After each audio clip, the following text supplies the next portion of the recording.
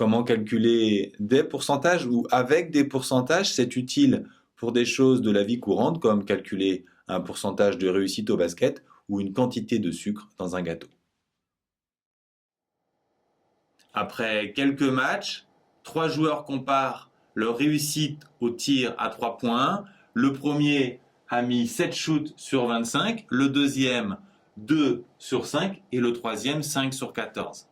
Le plus adroit, ce n'est pas celui qui en a mis le plus, mais celui qui a le meilleur pourcentage de réussite. Le pourcentage permet de comparer leur nombre de paniers s'ils en avaient tous tiré 100%, tout simplement, s'ils en tiraient 100. Le premier joueur en met 7 sur 25. S'il en tirait 100, il en tirerait 4 fois plus, donc il en marquerait aussi 4 fois plus. C'est-à-dire que son pourcentage de réussite, c'est 28 sur 100, qu'on écrit aussi, vous le savez, 28%.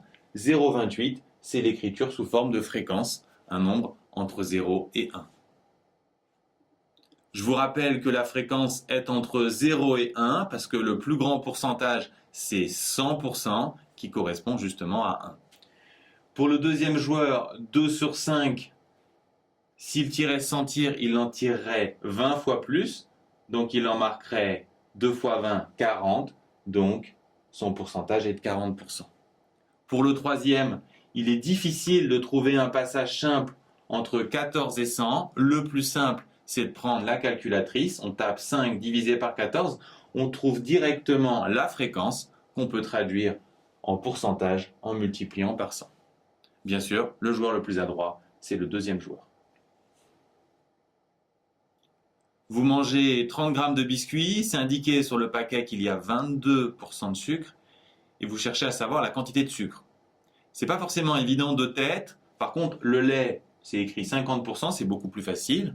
50%, ça veut dire la moitié. Donc la moitié de 30 grammes, c'est 15. L'opération 30 divisé par 2, on peut aussi le voir comme 30 fois 1,5 ou encore 30 fois 50 sur 100 ou encore avec la fréquence 30 fois 0,5. 25%, par analogie, si 50% on fait fois 50 sur 100, on fait fois 25 sur 100, qui peut se simplifier en fois un quart.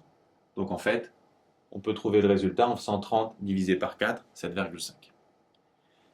Si on cherche 10%, de la même façon, on peut faire 30 fois 10 sur 100 ou encore 30 fois un dixième, ou tout simplement, c'est important de le retenir, divisé par 10. Et on peut aussi le voir, un dixième c'est 0,1 en fréquence 30 fois 0,1. De la même façon, 1% c'est 30 fois 1 sur 100 ou tout simplement 30 divisé par 100. L'intérêt de calculer 10% et 1%, c'est qu'ils nous permettent de calculer n'importe quel pourcentage.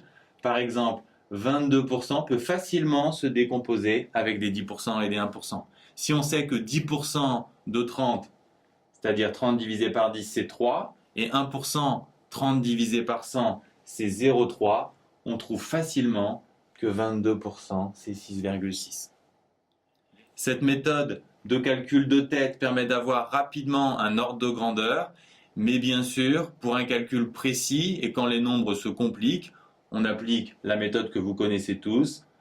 22% c'est faire fois 22 sur 100 ou, encore plus rapide, fois la fréquence, c'est-à-dire 0,22. Vous devez maîtriser deux types de questions, trouver un pourcentage ou appliquer un pourcentage. Pour trouver un pourcentage dans les cas simples, il est facile de ramener une fraction sur 100. Dans ce cas, on travaille par proportionnalité. Dans les autres cas, on prend tout simplement la calculatrice qui nous donne la fréquence et on obtient le pourcentage en multipliant par 100.